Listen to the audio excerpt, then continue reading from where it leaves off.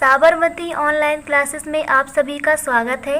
कक्षा 12 के रसायन विज्ञान के पाठ 4 रासायनिक बलगतकी का आज हम लोग भाग 3 देखेंगे, जिसका पहला विषय है हमारा छद्म या फिर आभासी एकाणुक अभिक्रियाएं किसे कहते हैं।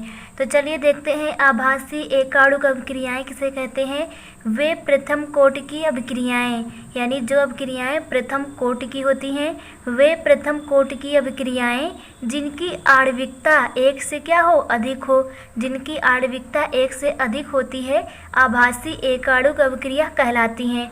या फिर हम लोग आभासी एकाणुक अभिक्रिया की एक और परिभाषा दे सकते हैं, वे रासायनिक अभिक्रियाएं जिसमें अभिक्रिया की कोटि और उनकी आणविकता आपस में बराबर ना हो, तो उन्हें हम लोग कहते हैं आभासी एकाणुक अभिक्रियाएं कहते हैं।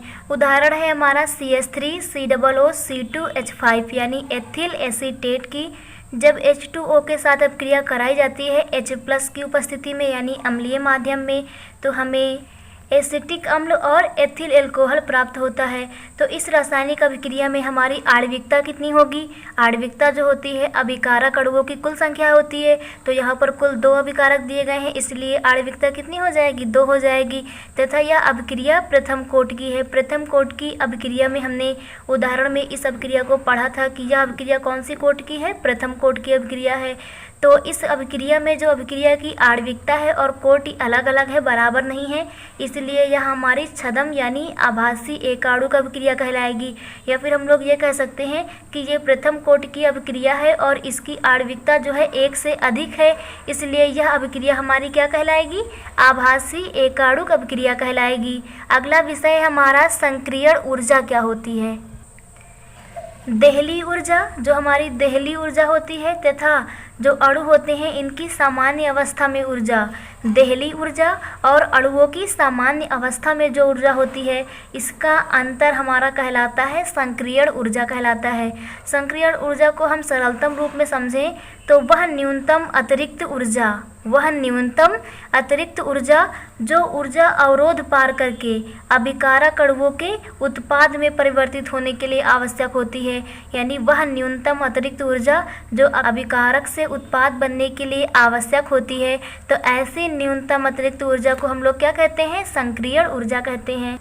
संक्रियण ऊर्जा के लिए नोट पॉइंट देखते हैं। पहला है हमारा संक्रियण ऊर्जा जितनी कम होगी, यानी जो संक्रियण ऊर्जा होती है ये जितनी कम होगी, अभिक्रिया का वेग उतना ही अधिक होगा, यानी अभिक्रिया उतनी ही तीव्र गति से होगी। अगला है ताप बढ़ाने पर, जब हम लोग ताप बढ़ा देते हैं तो अभिक्रिया का वेग क्या होता है, बढ़ जाता है। ताप बढ़ाने पर कोई अभिक्रिया जल्दी जल्दी होने लगती है, उसका वेग बढ़ जाता है, दर बढ़ जाती है। फिर हमारा पॉइंट है सक्रिय अणुओं एवं अभिकारकों के सामान्य अणुओं के मध्य, जो सक्रिय अणु होते हैं इनके अभिकारकों के सामान्य अणुओं के मध्य एक साम्य स्थापित हो जाता है संक्रियण ऊर्जा के दौरान। तो संक्रियण ऊर्जा आप लोगों को समझ में आ गई होगी कि अभिकारक से उत्पाद बनने के लिए जिस न्यूनतम अतिरिक्त ऊर्जा की आवश्यकता होती है उसे हम लोग क्या कहते हैं, संक्रियण ऊर्जा कहते हैं। अगला विषय हमारा आर्हेनियस का समीकरण क्या है। चलिए देखते हैं आर्हेनियस के समीकरण को। आर्हेनियस ने वेग नियतांक किसे कहते हैं, K को, वेग नियतांक तथा परम ताप हमारा कैपिटल T होता है। तो जो आर्हेनियस थे उन्होंने वेग नियतांक K तथा परम ताप T के मध्य एक संबंध बताया था, जिसे हम लोग कहते हैं आर्हेनियस का समीकरण। आर्हेनियस के अनुसार था कि ताप बढ़ाने पर वेग में जो चर होते हैं, ताप बढ़ाने पर वेग में चर घातांकी रूप में वृद्धि होती है। और आर्हेनियस का समीकरण मेन रूप से था K बराबर A(E⁻RT), K बराबर A(E⁻RT)। ये था हमारा आर्हेनियस का समीकरण, जहाँ पर हमारा A क्या है, A हमारा पूर्व 4 घातीय गुणांक है, पूर्व क्या है, 4 घातीय गुणांक है।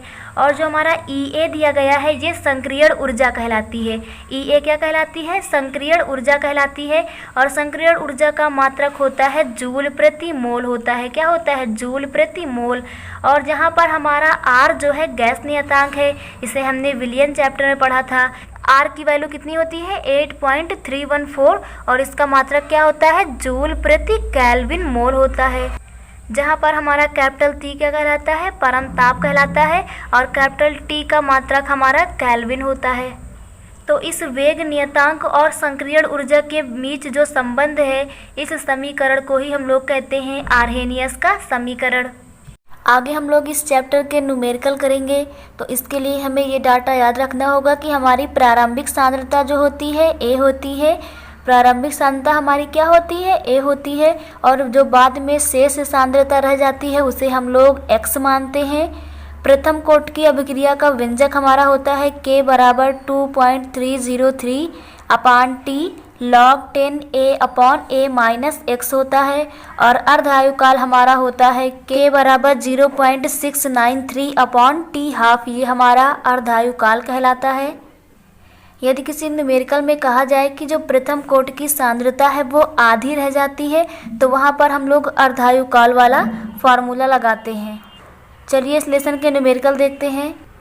पहला न्यूमेरिकल है हमारा प्रथम कोट की अभिक्रिया में 60 सेकंड में। तो अभिक्रिया हमारी प्रथम कोट की है और समय बताया गया है टी हमारा 60 सेकंड में।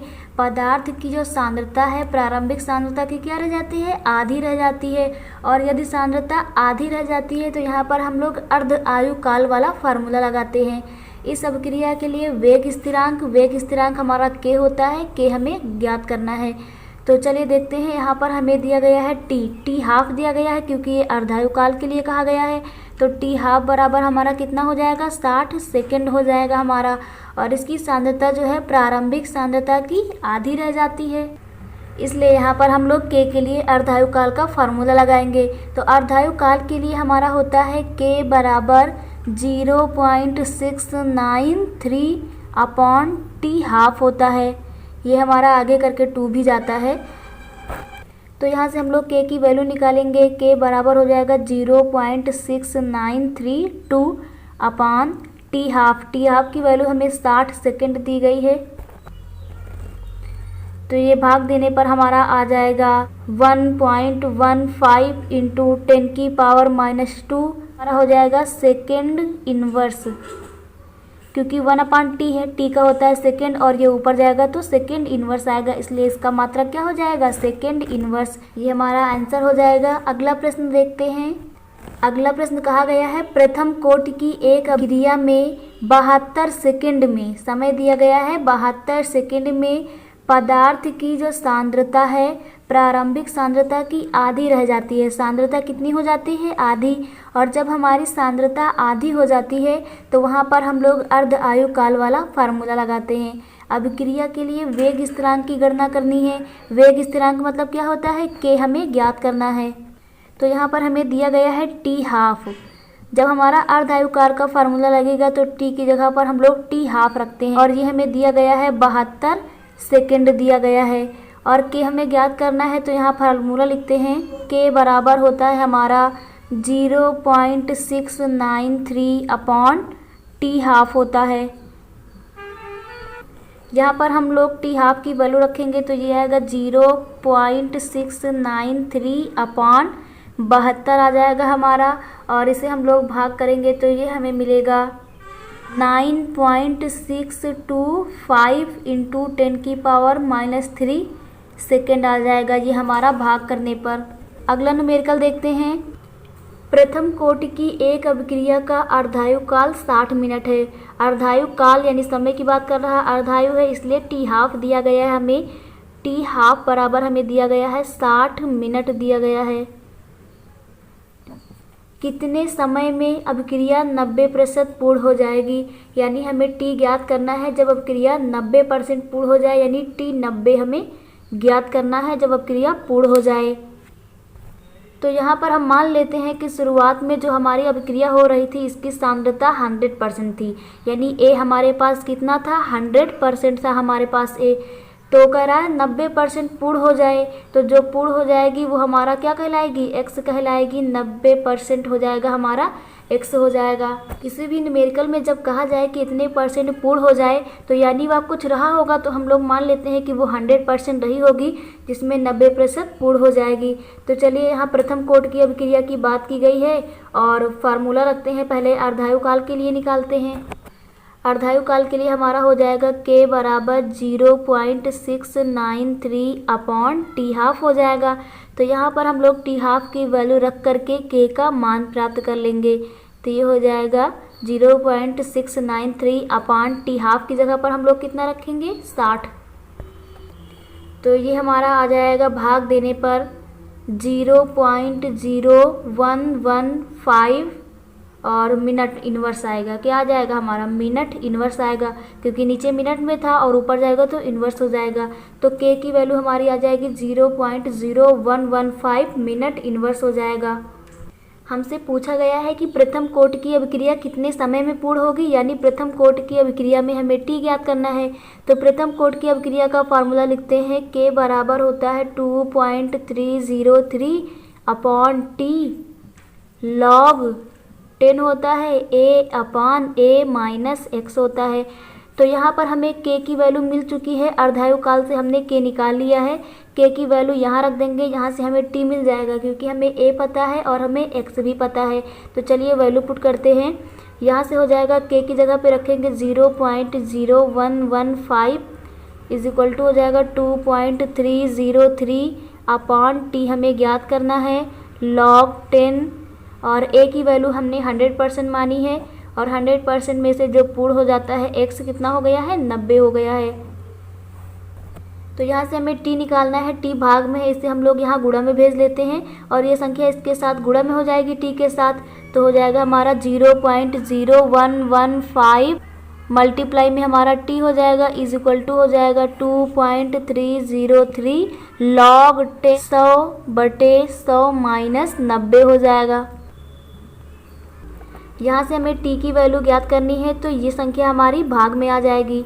तो हो जाएगा 2.303 अपान 0.0115 और लॉग 10।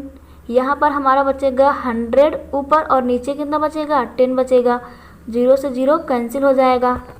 तो ये हमारा हो जाएगा t equal to 2.303 upon 0.0115 log 10 आ जाएगा, और बेस कितना है 10। लॉग 10 बेस 10 की वैल्यू कितनी होती है हमारी 1 हो जाती है।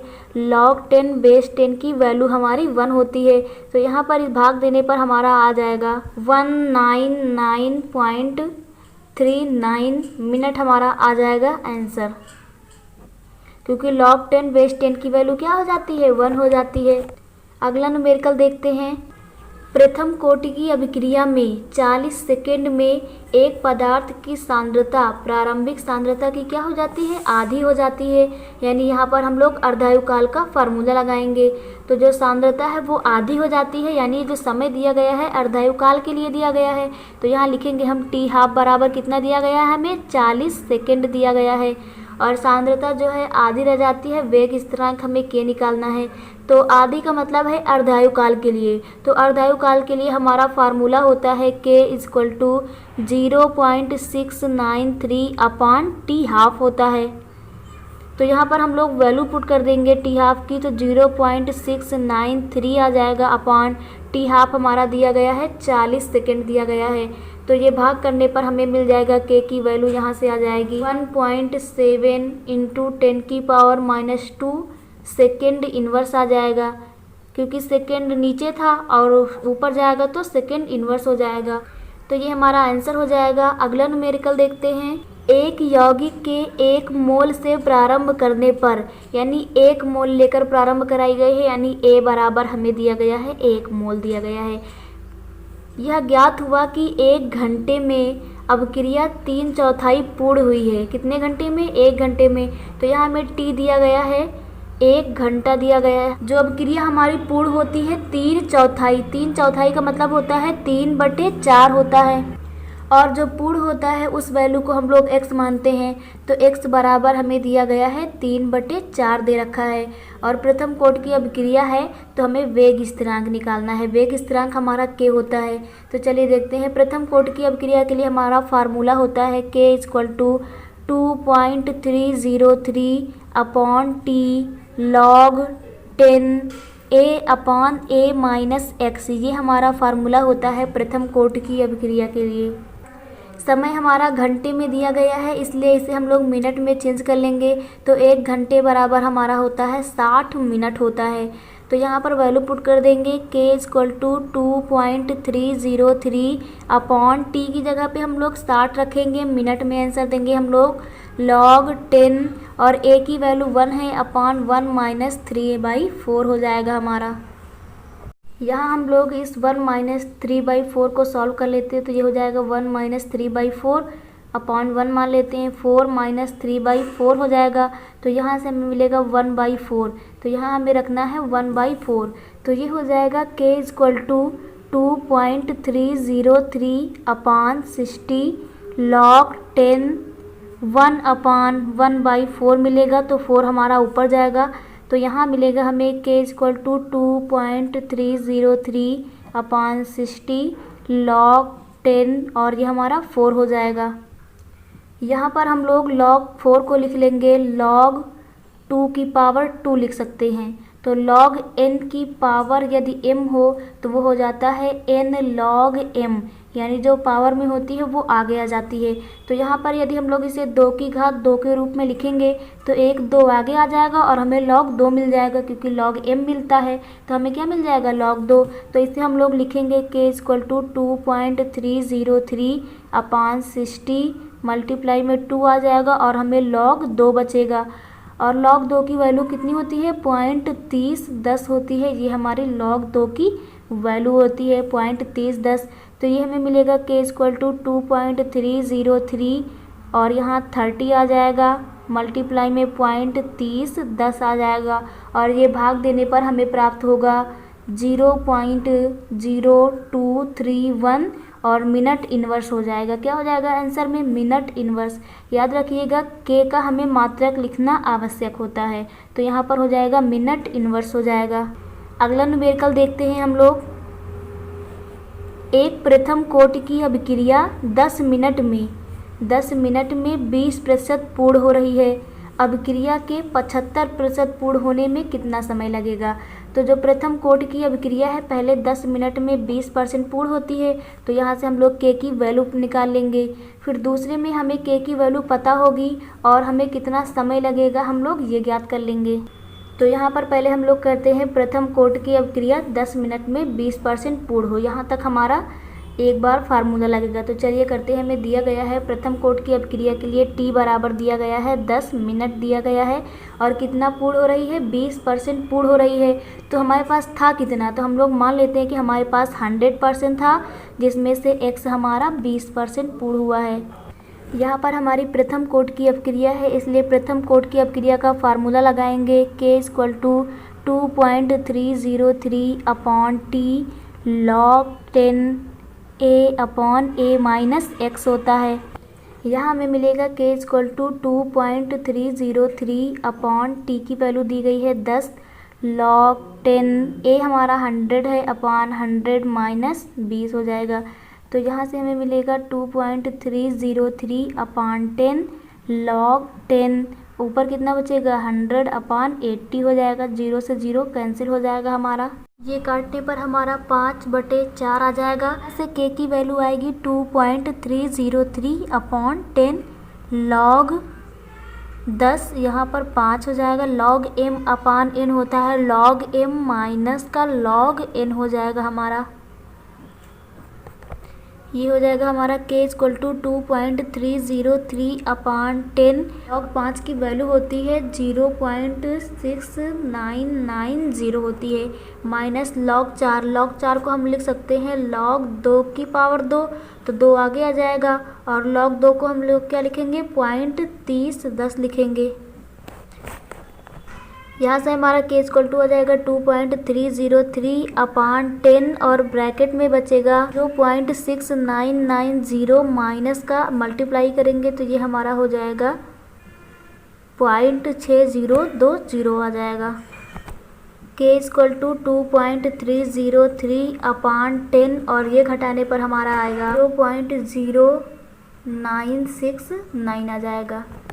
मल्टीप्लाई करने पर हमारा आ जाएगा 0.22 अपॉन 10 और मिनट इन्वर्स रहेगा क्योंकि 1/t होता है, तो यहाँ से आ जाएगा 0.022 मिनट इनवर्स। ये हमारी के की वैल्यू आ गई है।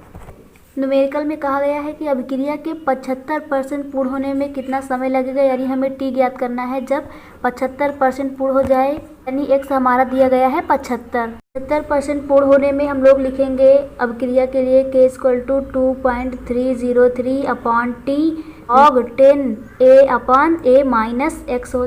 यहाँ हम लोग a को 100% मानेंगे तो ये हो जाएगा 2.303 अपॉन टी हमें ज्ञात करना है। log 10a हमारा 100% है अपॉन 100 माइनस x की जगह पे हम लोग अब की बार 75 रखेंगे। तो यहाँ से हमें मिलेगा k की वैल्यू हम लोग निकाल चुके हैं, यहाँ रखेंगे 0.022 इज इक्वल टू हो जाएगा 2.303 अपॉन टी हो जाएगा log 10 और यहाँ पर बचेगा 100/25 आ जाएगा और डिवाइड करने पर हमें 4 प्राप्त होगा।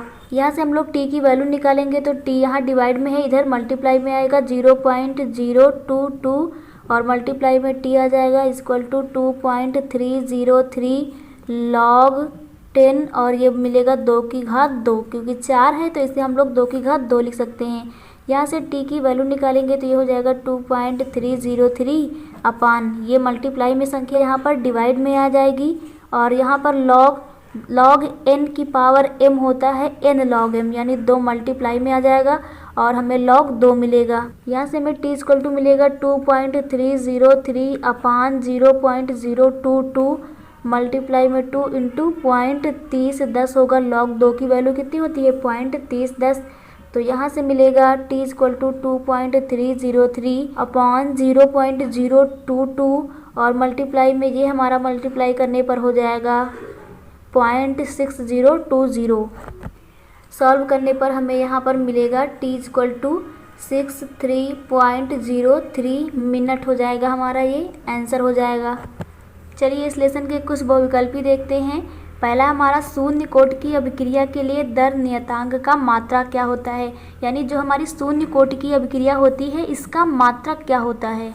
तो हमने शून्य कोटि की अभिक्रिया में पढ़ा था, इसका मात्रक हमारा होता है मोल लीटर इनवर्स और सेकेंड इनवर्स, या फिर कह सकते हैं मोल प्रति लीटर और सेकेंड। ये हमारा शून्य कोटि की अभिक्रिया का मात्रक होता है। अगला है शून्य कोटि की अभिक्रिया का वेग क्या होता है। तो जो शून्य कोटि की अभिक्रिया का वेग होता है वो अभिकारक की सांद्रता पर निर्भर नहीं करता है, क्योंकि अभिकारक के सांद्रण का परिवर्तन अभिक्रिया के वेग को निर्धारित नहीं करता है। तो यहाँ पर लिखेंगे हम लोग अभिकारक की सांद्रता पर निर्भर नहीं करता है।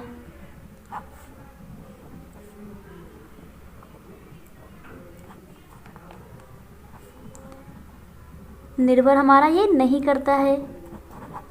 अगला है हमारा dx/dt अनुकुलानुपाती है सक्रिय द्रव्यमान a की पावर 0 की अभिक्रिया की कोटि क्या है। तो कोटि निकालने के लिए हमारा फार्मूला होता है जो अभिक्रिया की दर होती है वो अनुकुलानुपाती होती है a की पावर n, और ये जो n होती है यही हमारी कहलाती है कोटि, यानी इसकी पावर में जितनी होगी उस कोटि की अभिक्रिया कहलाएगी। तो यहाँ पर a की पावर 0 दी गई है, इसलिए ये हमारी कौन सी कोटि की अभिक्रिया कहलाएगी, शून्य कोटि की अभिक्रिया हमारी कहलाएगी। अगला बहुविकल्पी है हमारा कि आर्हेनियस का समीकरण क्या है। तो आर्हेनियस के समीकरण में हमने पढ़ा है कि k इक्वल टू क्या होता है हमारा a e की पावर माइनस EA/RT, ये हमारा होता है आर्हेनियस का समीकरण। प्रथम कोटि की अभिक्रिया में अर्धायु काल के लिए समीकरण क्या होता है। तो अर्धायु काल के लिए हमने पढ़ा है k इक्वल टू होता है 0.693/t हाफ होता है हमारा। यहीं पर हमारा ये चैप्टर कंप्लीट हो जाता है। नेक्स्ट वीडियो में हम लोग अपना अगला चैप्टर देखेंगे। Thank you.